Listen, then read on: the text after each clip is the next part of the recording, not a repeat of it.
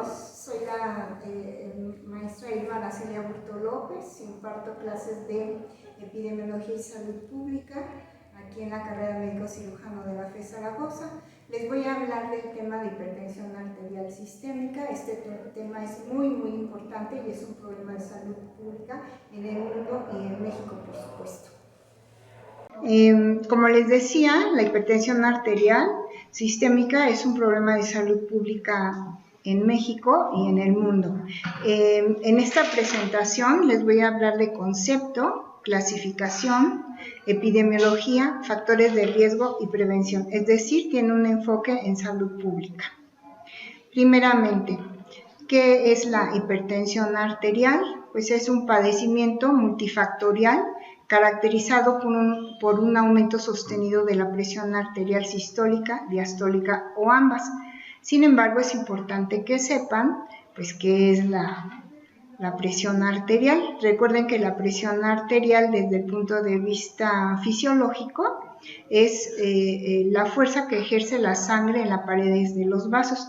Cuando esta sangre corre muy fuerte, pues se considera presión arterial, hipertensión arterial, y la hipertensión arterial, según estudios epidemiológicos, se ha determinado a partir de ciertas cifras, cuando éstas producen daño ya en los vasos, y a nivel internacional se considera que es hipertensión cuando existe una cifra igual o mayor a 140-90 milímetros de mercurio.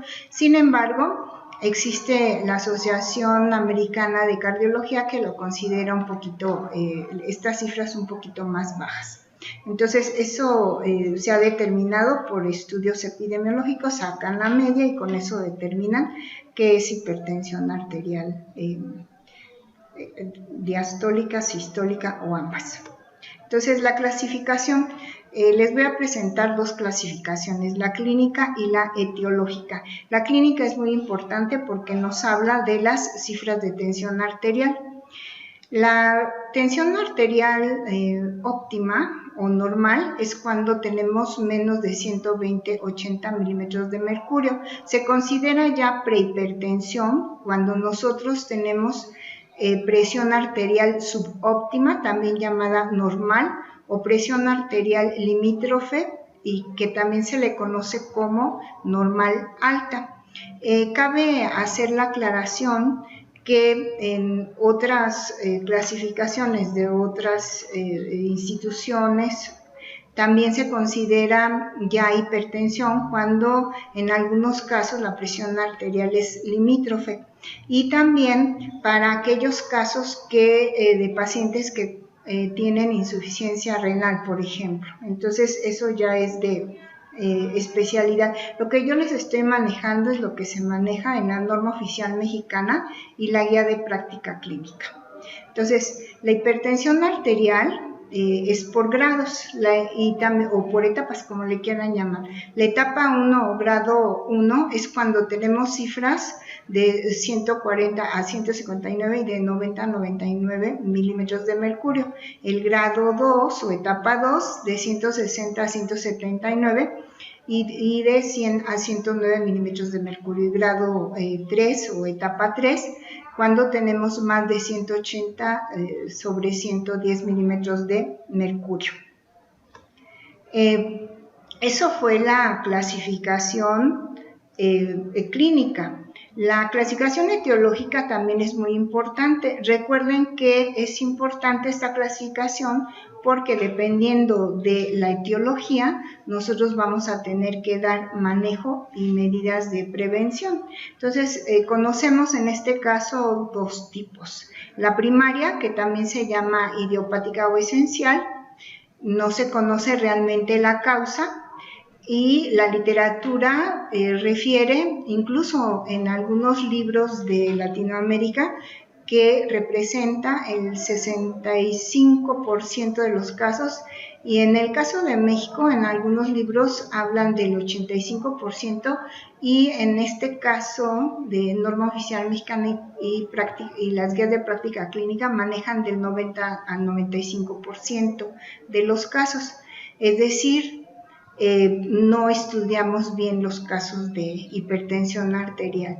¿Y por qué digo esto? Porque también existe la hipertensión secundaria. La secundaria es secundaria, como lo dice su nombre, a una enfermedad subyacente y representa el 5 al 10% de los casos. Es decir, cuando yo identifico una persona con hipertensión, tengo que indagar si no tiene una enfermedad que esté conllevando a una hipertensión arterial. Veamos, la primaria habitualmente se asocian aspectos ambientales tales como la dieta que consumimos nosotros. Acordémonos que actualmente vivimos en un mundo en donde tenemos un estilo de vida agitado, rápido, y entonces comemos comida precisamente rápida, llena de sodio, de grasa, y se tiende a ser sedentario y por lo tanto a obesidad. Esta obesidad es el factor de riesgo más importante para enfermedades cardiovasculares y no es la excepción la hipertensión arterial sistémica. Y también conlleva a este tipo de hipertensión el consumo elevado de alcohol, la herencia multigenética, la arteriopatía y la resistencia a la insulina. Y la secundaria son afecciones que nosotros tenemos o padecemos, como afecciones del riñón, como riñón poliquístico, glomerulonefritis, que conllevan a hipertensión arterial, alteraciones vasculares, por ejemplo, ateromatosis.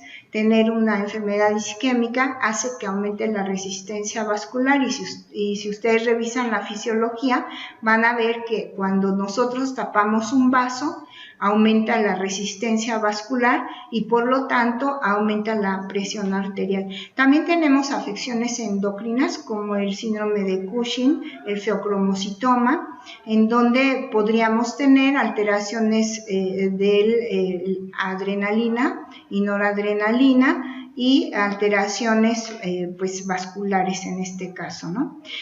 Alteraciones del sistema nervioso central. Recordemos que existen ciertos osmoreceptores a nivel del hipotálamo que determinan el nivel de osmolaridad, y también eso nos habla si estamos bien hidratados o no, si tenemos exceso de sal, y va regulando si nosotros tenemos una afección, impide que los vasos de alguna manera se dilaten o se vasoconstriyan.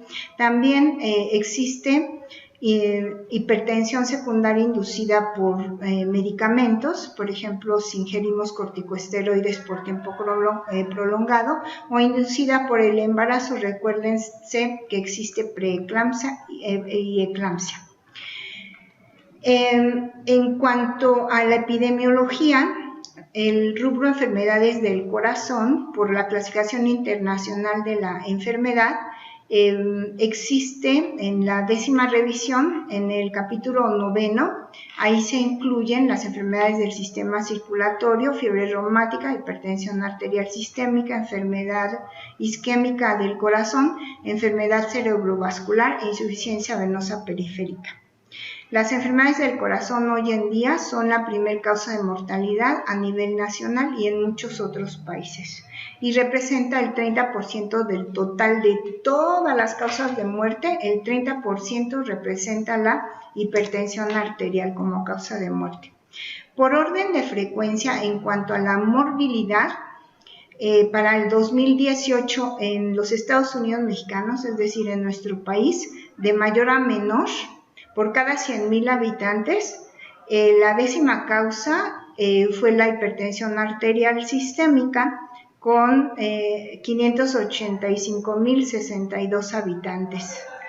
Enfermedad isquémica del corazón, 67.50 por cada 100,000, y fiebre reumática 0.79, es decir, la hipertensión arterial sistémica como causa de morbilidad es muy frecuente.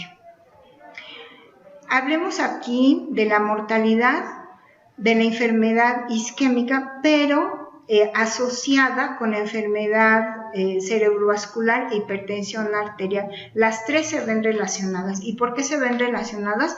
Porque son alteraciones vasculares que conllevan a endurecimiento de las arterias, a una disminución de la oxigenación y a rompimiento de los vasos a nivel cerebral. Y a nivel de corazón, cuando nosotros tenemos ese endurecimiento y ese engrosamiento de las arterias, disminuye la oxigenación del músculo cardíaco, por lo tanto hay una enfermedad isquémica y van de la mano. Entonces, la tendencia es ascendente de las tres y como ven y pueden observar en esta diapositiva, esa tendencia es muy similar en estas tres patologías. En cuanto a la prevalencia depende de la literatura que consulten y los estudios epidemiológicos que se hayan efectuado. La prevalencia en algunos casos mencionan que es de 30.5, en la norma oficial mexicana el proyecto de norma actualmente maneja 31.5%.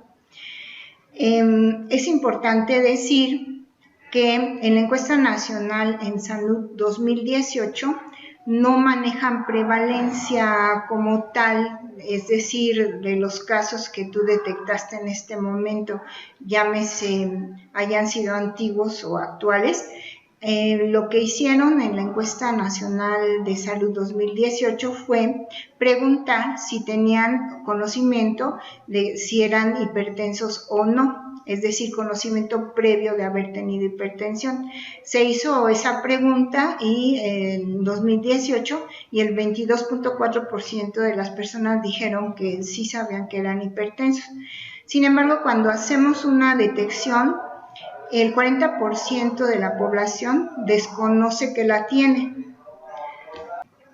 Bueno, en cuanto a los datos de prevalencia, dependiendo de la literatura que consultemos y del año que nosotros veamos, presentan esta prevalencia. En alguna literatura hablan del 30.5%, es decir, 3 de cada 10 mexicanos tienen hipertensión arterial. Actualmente en la norma oficial mexicana hablan o refieren del 31.5%. Cuando nosotros hacemos una detección, sabemos que existen casos nuevos o viejos y ya hacemos en ese momento el corte de prevalencia. Sin embargo, en Salud 2018 no hicieron estudio de prevalencia, simplemente preguntaron a los individuos si sabían si eran hipertensos o no. Y en estos resultados reflejan que el diagnóstico previo era del 22.5. Sin embargo, cuando nosotros hacemos estudios de prevalencia, podemos observar que el 40% de los detectados desconocía que tenían la hipertensión arterial. 30% tiene complicaciones cuando se les detecta la enfermedad, es decir, a lo mejor tienen una enfermedad cerebrovascular y es cuando yo me doy cuenta que soy hipertensa. Luego, del 100% de los que tienen hipertensión arterial, 58.7% se encuentra bajo control, 79.3% tiene tratamiento farmacológico. Algunos no toman fármacos, se controlan la presión con, hierbas o ni siquiera le hacen caso.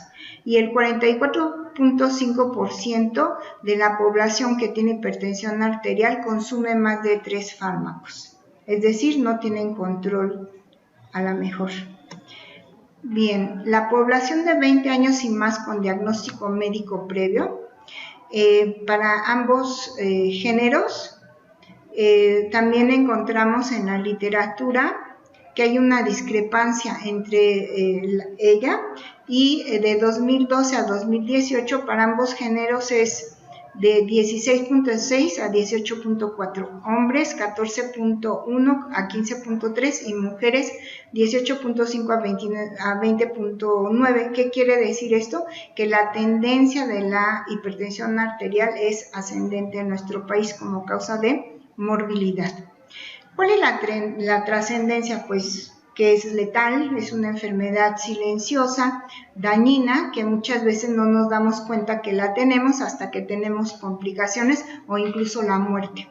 El tratamiento, el diagnóstico y tratamiento luego es costoso porque para discriminar entre si es primaria o secundaria, nosotros tenemos que hacer muchos estudios, cosa que a veces al médico se le olvida que existe también hipertensión secundaria y luego no hacemos estudios para determinar si es secundaria o no. Creemos que todo el mundo por estar estresado, por eso tiene hipertensión. Eso es muy importante que lo recuerden para que ustedes traten de manera adecuada la hipertensión.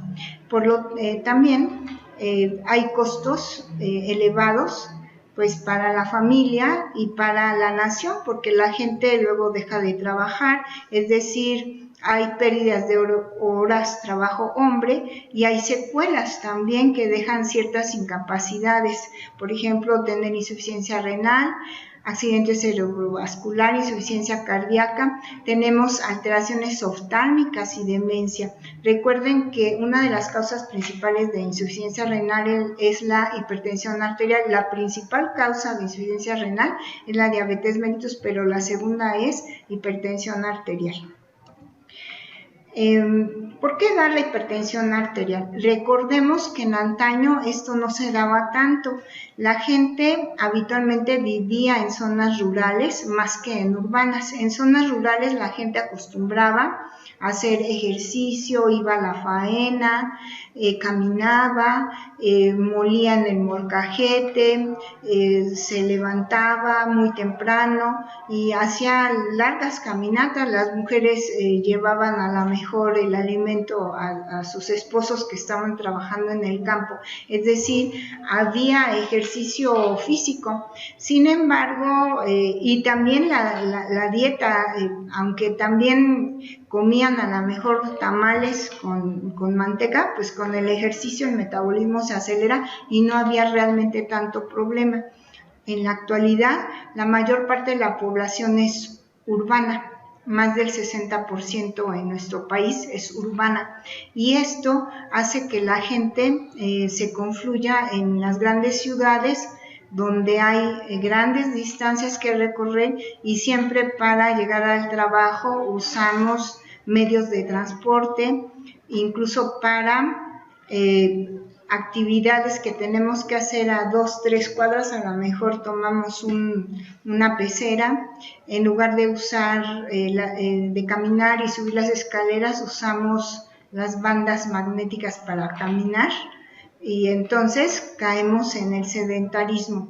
Y además para sentirnos que somos de la comunidad muy sociables, pues fumamos, bebemos alcohol y por el tipo de vida que tenemos, muchas veces no tenemos tiempo para preparar alimentos y los consumimos como comida rápida. Entonces comemos exceso de sodio como las papas sabritas, comemos exceso de grasas como las hamburguesas, no las preparan con carne magra y aparte le ponen mayonesa, ¿no? Para que sepa mejor. Y el estrés en las grandes ciudades es muy importante porque nosotros queremos hacer muchas cosas, incluso el día ni te rinde, ¿no? Las distancias para ir al trabajo, para ir a la escuela, ir a recoger a los niños, llegar a guisar, eso a veces ni se puede dar, ¿no? Y mucho menos el descanso satisfactorio. Bien, los factores de las personas con más riesgo son varios. Sin embargo, ¿qué es una persona en riesgo para tener enfermedad incluso cardiovascular, no tan solo de hipertensión arterial? Es aquella persona que tiene un factor de riesgo o más. ¿Cuáles son esos factores de riesgo? Son sobrepeso y obesidad. Y entonces el sobrepeso es mayor de 25 de índice de masa corporal. Cuando la persona es sedentaria, que se pasa la mayor parte del día sentado, el consumo excesivo de sal, consumo excesivo de alcohol. ¿Y qué es eso de consumo excesivo de sal? cuando consumimos más de 6 gramos al día o 2.4 de cloruro de sodio, y consumo excesivo de alcohol cuando se consumen más de 2 copitas de 30 mililitros y cuando consumimos una ingesta insuficiente de potasio. Acuérdense que los riñones regulan los electrolitos y si nosotros retenemos mucho líquido, aumenta el volumen sanguíneo y eso hace que aumente la tensión arterial. Entonces debemos de consumir suficiente potasio, magnesio. También son personas en riesgo aquellos que tienen presión fronteriza o limítrofe, cuando tenemos antecedentes familiares de hipertensión y cuando poseemos más de 65 años de edad, pues ya nuestros vasos sanguíneos están un poco pues alterados e incluso acartonados, ¿no? Bien, entre los factores de riesgo en la historia familiar de enfermedad cerebrovascular de primer grado con inicio en menores de 55 años en hombres y menores de 65 años en mujeres. Recordemos que en las mujeres tenemos un factor protector que son los estrógenos, eso impide que tengamos menos ateromatosis. El síndrome de apnea o hipoapnea del sueño, eso hace que no se tenga un sueño reparador y por lo tanto el estrés continúe, el estrés por sí mismo, el tabaquismo y el consumo excesivo de café. Recuerden que ahora café hay donde quiera y hay muchas personas que para levantarse lo primero que piden es eso. Recordemos que eso vasoconstriñe.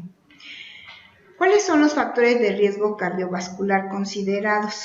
Pues para empezar, tener hipertensión arterial sistémica, tener hipercolesterolemia o dislipidemia, tener hipoalfa-lipoproteinemia, tener tabaquismo positivo, padecer diabetes mellitus porque recordemos que produce daño vascular de grandes, medianos y pequeños vasos. Y la obesidad abdominal o el perímetro abdominal o circunferencia de cintura también es un factor de riesgo muy importante, mayor de 90 centímetros en el hombre y mayor de 80 centímetros en la mujer, y el sedentarismo, que ya habíamos hablado de eso.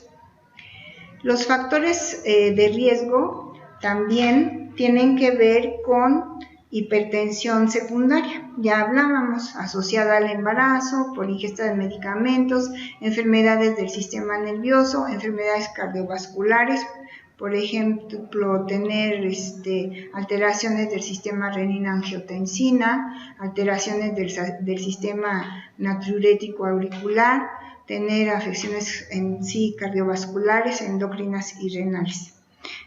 La detección. La detección es muy importante hacerla. ¿Y cuál es el objetivo de la detección? Pues identificar a individuos adultos que tengan presión arterial elevada y que estén en riesgo de presentar la hipertensión arterial como tal. Entonces podemos nosotros identificar quién tiene riesgo y quién no tiene, o quién tiene la enfermedad o quién no la tiene. Esas cosas son importantes para poder orientar y dar medidas de prevención a la población. La detección debe ser anual, preferentemente en población mayor o igual a 20 años de edad, y si se tienen factores de riesgo, pues tienen que iniciarse desde que se tengan esos factores de riesgo, y tenemos que tomar la presión arterial. Entonces, la prevención. ¿Cuál es esta prevención? Pues tenemos muchas cosas por hacer. Primero, tener un control de nuestro peso. Lo idóneo es tener un índice de masa corporal entre 18 y 25, es decir, no tener sobrepeso ni tener obesidad. Tenemos que limitar el consumo de sal, ya dijimos que no sean más de 6 gramos al día. Tenemos que usar sustitutos de la sal o no usar sal. Existe, por ejemplo, la sal potásica, que le puede dar sabor a la comida, pero que no nos hace daño, como la sal, el cloruro de sodio. Tenemos que tener una alimentación equilibrada en donde tengamos todos los nutrientes, incluyendo todos los minerales que nos ayudan a mantener la tensión arterial de manera adecuada, consumo adecuado de potasio, magnesio, incluso de calcio. Evitar el tabaquismo, disminuir el consumo de alcohol y tenemos que hacer actividad física y ejercicio como tal. Recordemos que tenemos que caminar alrededor de 10,000 pasos al día y la pregunta es ¿quién hace eso? O en su defecto 150 minutos a la semana, por lo menos. Pues eso sería a grandes rasgos. Es muy importante que estudien las bases fisiológicas y anatómicas de todo el sistema cardiovascular para que entendamos un poquito más el tema de hipertensión arterial. Este es un preámbulo tan solo. Muchas gracias por haber visto el video, espero que les sea de utilidad. Nos estamos viendo. Muchas gracias.